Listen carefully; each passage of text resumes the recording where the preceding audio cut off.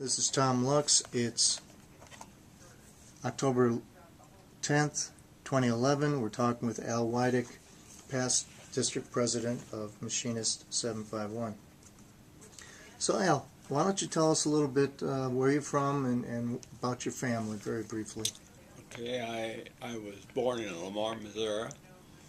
I came to Seattle at the age of 20 in 1954 and started work for the Boeing company in 56. I was hired in. And they sent me to Harbor Island for training. I was over there for a couple months making dustpans until they sent me to Plant 2 on the B-52 and worked there until then they shipped me to Renton on the 727 or the 707. I mean. And you call them dustpans. What would that be? Well, making dustpans for them to use in the shop for cleanup. Oh, regular Yeah. cleanup pans. Okay. You probably used them in. I didn't know we made them. Yes, we did. We made hundreds of them down there. Okay. Seemed that's about the only thing we did, make dustpans. That was quite the start. Yeah, and first day down there, I signed the card to join the union. There, I think Weyburn Garten and Paul Kenny and John Gibson were out at the gate, and I signed with one of them to become union member. Was that normal for them to stand at the gate as the new guys came in? Yes, yeah.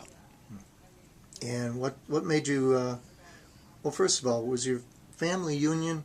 Was it a union background? No, I didn't. We lived on a farm back in Missouri. My family consisted of. In my family, there were 14 kids, and a lot of them had gone away from home. They were old enough, gone, and I just didn't want to do farm work. So, and my brother-in-law and sister out here, he was in construction, so I come out and helped him in construction until that died out, and then I bummed around until I got on at Boeing's. Great. Rest of history. Great.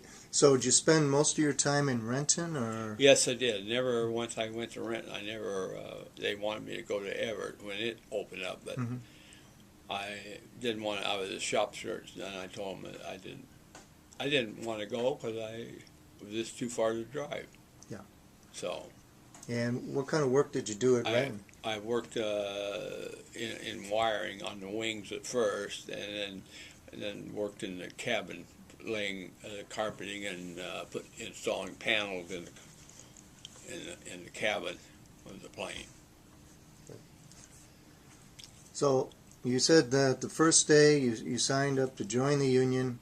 What prompted you to get more involved in the union? Well, once I signed up, I thought, well,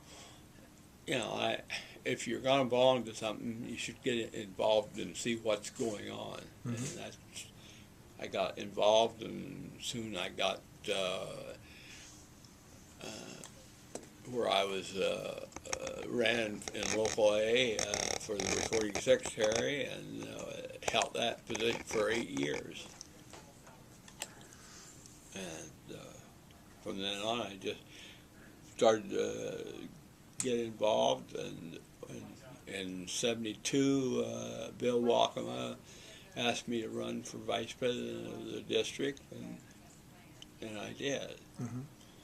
So I ran for vice president, and then when he wasn't reelected, in '77, I was elected the president of the. Yeah. So it looks like you had quite a long involvement in the local. Yeah, I was involved. I was on the council for about 18 years, wow. and was very active on that and other committees. And I held about every position in the district. Held a position of temporary BR, and vice president. And so it was very fulfilling, you know. And I married my wife in 1960, and we had two boys, and they both of them worked at Boeing. They still work here? Yeah, yes. Good. One is sick; he's not able to work now, but that's where he hired in and worked until he became ill and he couldn't work. So, but the other boy does. Okay. Now back then, Boeing was still an open shop. Yes. Why don't you tell us a little bit what that was like and getting to the point where we finally had a union shop? Well, when I went in there, I encouraged the non-members to join, and we had that ongoing to try to get them. And when we got it under the contract, it was easier to. They had to belong to the union. So, but in the meantime, we just encouraged and worked with the non-members to get them to join up. We were very successful in getting them to sign up. Good. Yeah, I think I heard from somebody that there were over 90% were already signed up when we finally got it in the contract. Right. Yeah, we had to keep working on it to get that percentage up. Mm-hmm.